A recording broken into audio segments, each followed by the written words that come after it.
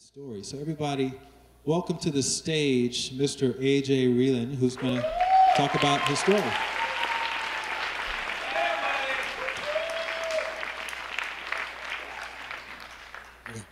Hello, everybody. I was a little nervous, but then I got my shoulders rubbed, and now I'm feeling nice. Thank you, Light. Thank you, Shine staff, for putting on such an amazing event. I've had the pleasure of attending quite a few of these, and I'm honored to be on the stage and allowed to share my story. So, my name is AJ, and the way that I define what I do is I feed people. And a little bit about me, my story began in Detroit. I was born in Detroit, Michigan. Moved here, or I was moved here. I was not responsible for my moving here when I was 2, and I was raised in LA, only child to a single immigrant mother. She was an entrepreneur, so she worked very hard, 24/7. Her primary focus was to put food on the table, so I was left to fend for myself a lot of the times. But she provided a very beautiful life for me, a lot of great opportunities.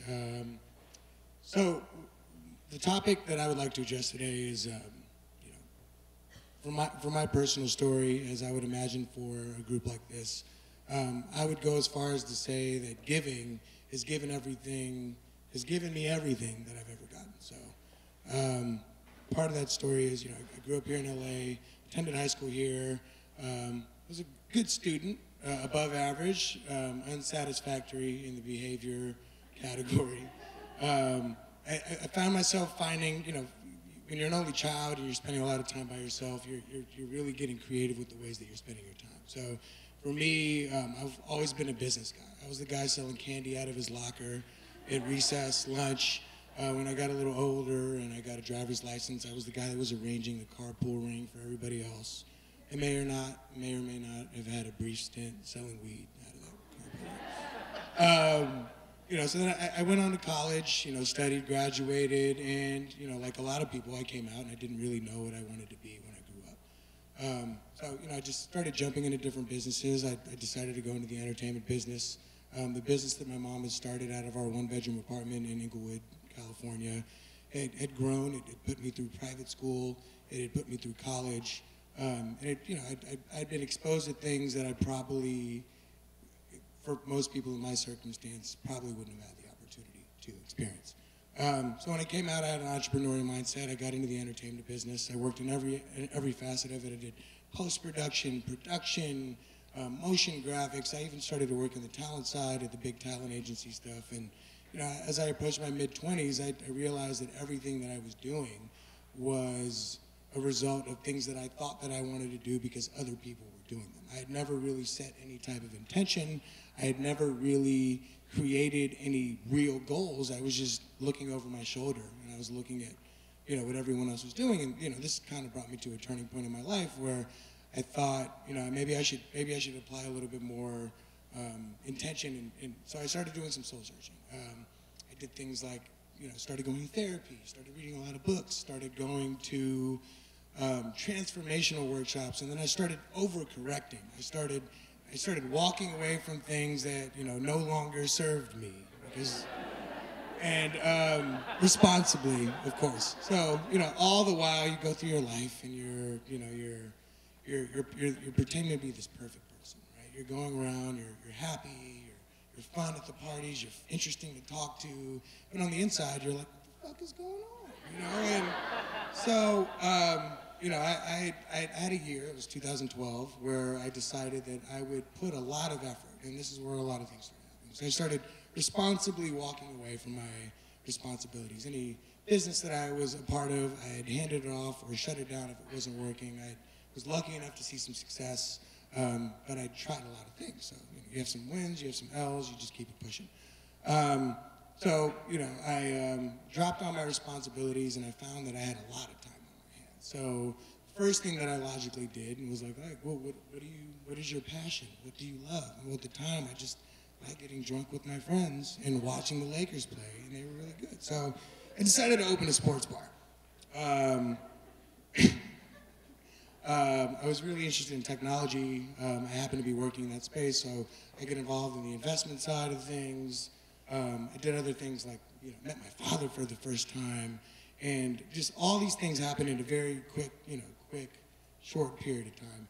And I was talking to my therapist one day, and what comes up must come down. So I had all this overcorrection that I was doing, and I hit this wall. Again, this wall that I kept hitting my entire life.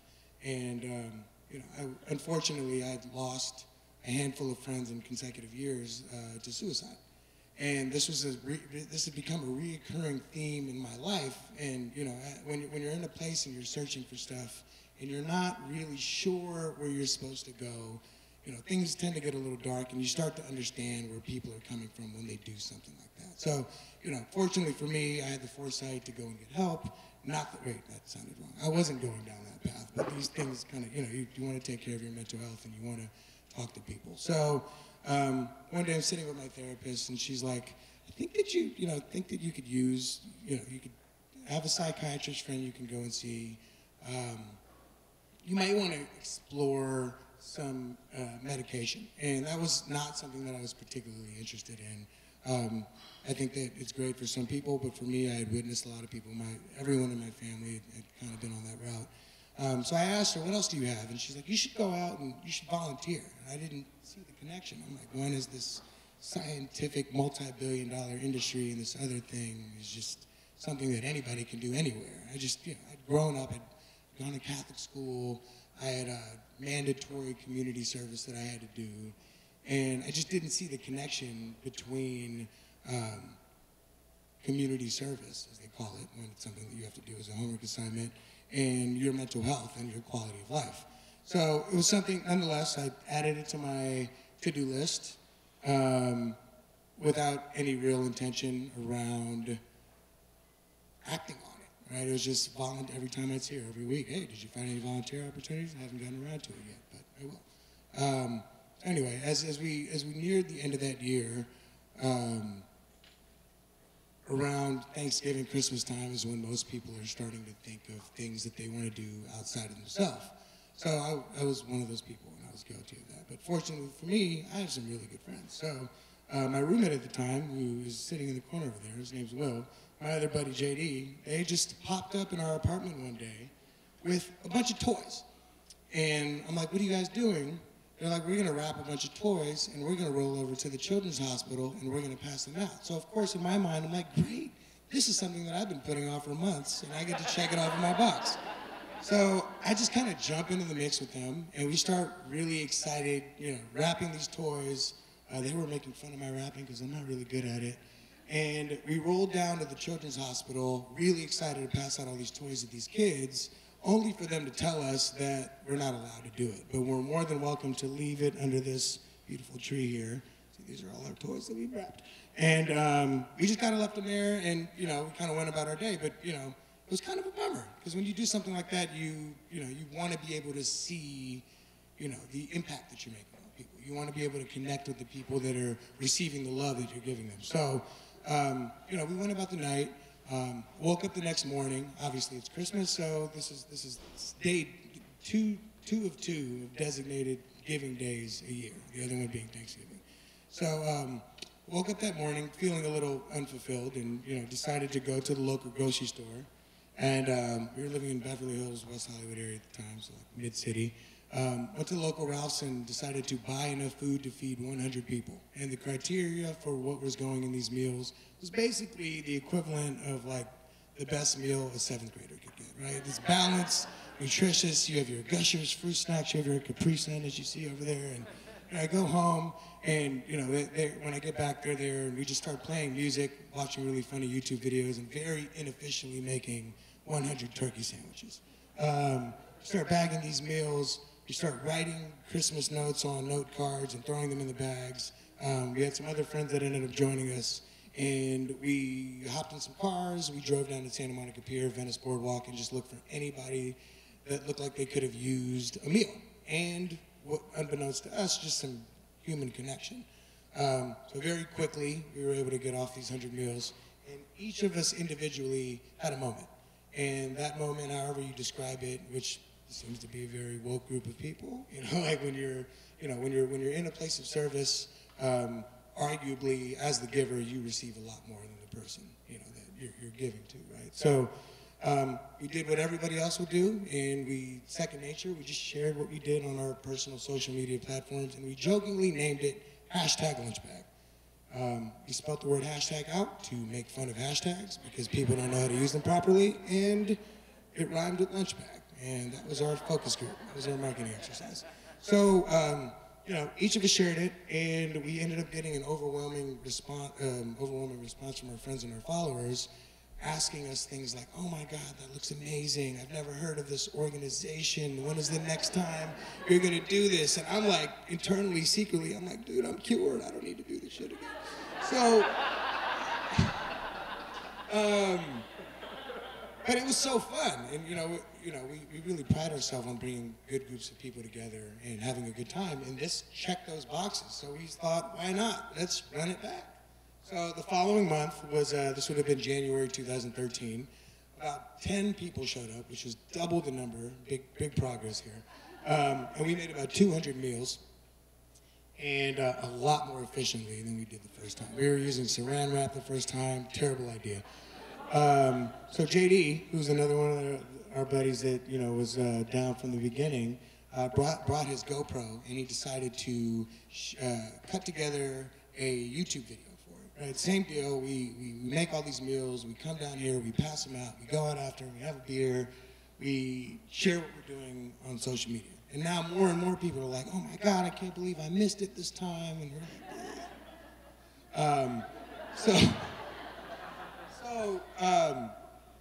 like, we cut together this super short amateur video that just was so much fun. I think he put like a Beatles song on it. What was it? Was it Bieber? No, LCD Sound System. Great song. So we share it, and we had a friend of ours retweet it, and she had a few 100,000 followers, and we're like, shit, now we have to make a website. And so, I am Indian, but I'm the worst Indian ever. I'm not really that good at technology. I could barely force quit an app. When we go on Wix, we make a very basic website that, it has a landing page that says, some friends wanted to give back, didn't know what to do. This is what we did, and here's 5 easy steps on how you can do it yourself. Everything from a shopping list PDF that you could figure out at your local grocery store, to a Spotify playlist, to things that we thought were fun, and because for us, fun was the primary. That was the primary thing. It had to be fun, or you can't do it. So then, at this point, we had established the cadence that this is something that we wanted to do at the end of every month, just here in LA, as a way for our friends to just come together socially around an activity that just wasn't your typical, going out drinking or going to a nightclub or whatever it is that people like to do socially that they like to do. So we outgrew our apartment. So the following month was my birthday, and I went to the guys. I was like, guys, I kind of want to make this my birthday party, and let's raise the bar. Let's make 1,000 meals. So let's see how many people will come out. We'll just label it my birthday party. So we moved out to the restaurant that I had started, and 100 people ended up showing up. And 100 people show up. Now we're super efficient, right? We have a sandwich making station. We have a love note writing station. We're doing dance breaks. We have a DJ. And, not even really thinking about it, we're like, oh, this is a really fun party. So, after the event, we searched the hashtag, and we're just looking at all the pictures that people are posting. And we're like, wow, people are really having a good time with this, right? Like, you start to look at these photos, and we're like, the diversity in age and race and in profession, and the community that's being built around this simple act that we didn't invent. It's something that's been around since the beginning of time, right? Jesus was turning water into wine, right? Like, so we're like, this is really fun. We're really hyped. We created something that people like. We're just gonna keep doing it. So, every last Sunday of the month we start coming together, and then we start searching the hashtag, and more people are just, this is just something that they're doing. Now we've integrated love notes that are going to the bags. These notes are, the key to writing a love note is just write something you'd want to read when you're having a shitty day, right? And if you don't have a shitty day, you're a liar.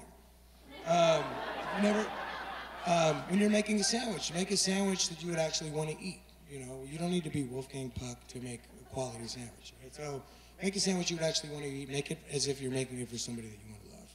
Again, this was all just a fun thing that we kept going, just kind of kept figuring out. And then the more we started searching, then we started seeing people in places that weren't Los Angeles doing what we were doing, right? So we started seeing people in other cities like Dallas, Cleveland, Chicago, New York, Denver, taking the artwork that we were using to create, just as regular, graphic images to promote an event, and copying us happily and completely allowed to do it. On the bottom right, you'll see a photo of a bicycle with about 20 lunch bags. So JD's old soccer coach from Boulder, Colorado, was inspired by one of his Facebook messages and started making lunches every morning to distribute to the homeless people on his way to school every day on his bicycle. So we're sitting here like, this is awesome. So, our rule was like, if it feels good, keep doing it. So we did.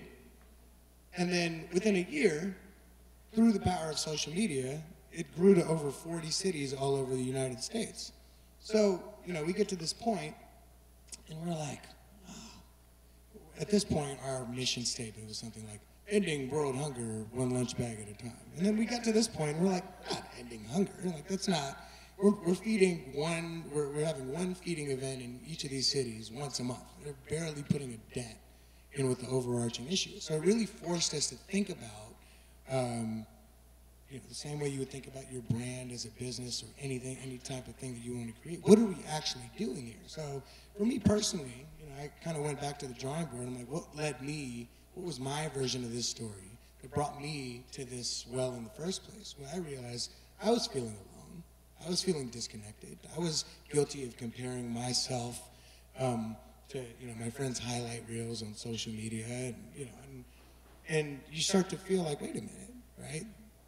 This is giving me a purpose. This is giving my friends and countless other people in all of these cities something to rally around that wasn't about themselves. It wasn't about their daily struggle. It wasn't about their grind. It wasn't about their insecurities. It was just about coming together, being grateful for the things that we have, and being present at the moment.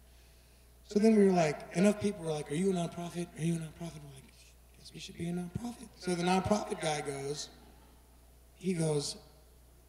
so your nonprofit's going to be called #lunchbag, and you're a hunger organization. I'm like, that's not what I think we are. So we started thinking about all of the intention and all of the anonymous feedback that we would get through the website, whether it be teenagers that were, feeling lost or bullied, or other people that, didn't see a reason to live together, live anymore.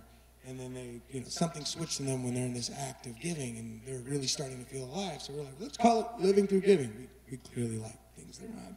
So we formulated this nonprofit, and we called it Living Through Giving, with #lunchbag being our sole program. And then, we started measuring all of these, all the impact that we made. So, we looked at every single part of our experience. We looked at the lunch bag itself. This brown paper bag is something that we're all familiar with. It's something that you have to pay 10 cents for now every time you leave Trader Joe's. But by just simply drawing our symbol on it, which is a hashtag and a heart, we labeled it as a vessel to spread love. We gave artists the ability to use these ordinary brown paper bags as canvas to display their art, so that the people that are receiving them feel a little bit more than the nourishment that they're getting in the bags. The love note, we realized, was the most important ingredient. We actually, last year we made a rap song because we didn't want to write a toolkit. So it was a music video, and we got Snoop Dogg to rap on it. And one of the lines, it goes, speaking of love, we should talk about notes. A positive message or inspirational quote. The best part of what we provide has nothing to do with the food inside. So we 100% believe that, and we know this for a fact. We'll go downtown to Skid Row, and we will go into a familiar tent with somebody that we know, and we will see their home decorated with these notes that people like us, who may be taking this for granted, are writing. This is what's getting them up every day, and in some cases, it's getting them out of their situation. They're feeling loved, they're feeling acknowledged, and more importantly, the people on our end that we're providing and presenting the opportunity to give back are feeling the same way. So we're creating a connection, and we're bridging that gap. And then people with larger platforms are coming to us for whatever reason, right? Whether it's a national news show, or large banks or large brands, they want to do all kinds of things, and we're looking at it like, wow, this is a platform for us to really get our message out.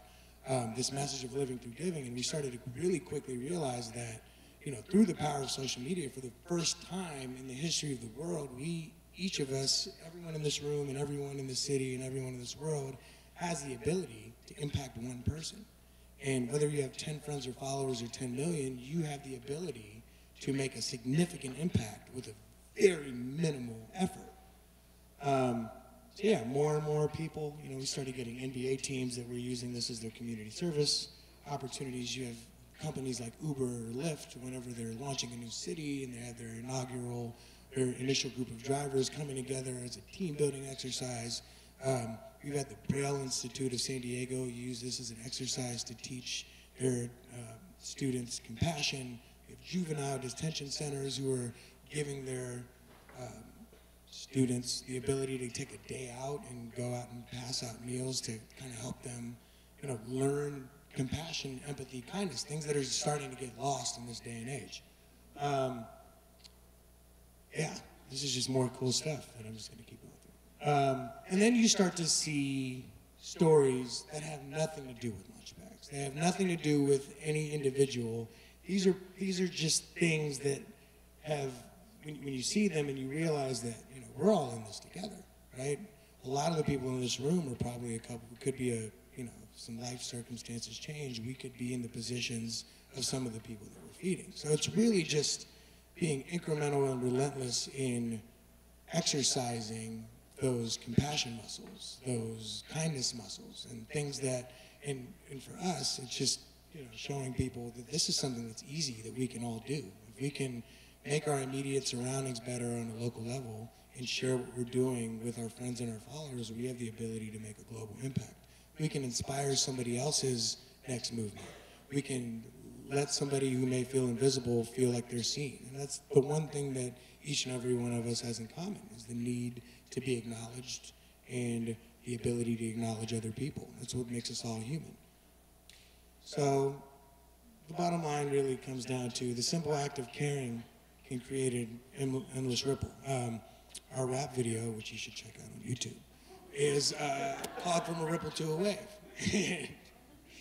It's simple, right? Small actions times lots of people equals big change. And I think for the first time in the history of the world, each of us has the ability to make a Gandhi, a Martin Luther King, a Mother Teresa type of impact. I mean, these people didn't even have direct mailers. They're going door to door getting people to show up to marches, right? It's crazy. And from these ripples, they all have the power to turn into, I'm really proud of this, waves.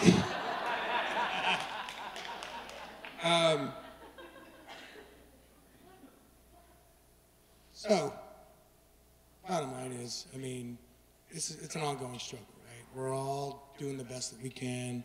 We're all out here trying to excel in our careers, trying to be the best boyfriend, girlfriend, husband, wife, son, daughter, neighbor. But if we all just made a proactive effort to show love in our everyday life, the world would be a better place. Thank you.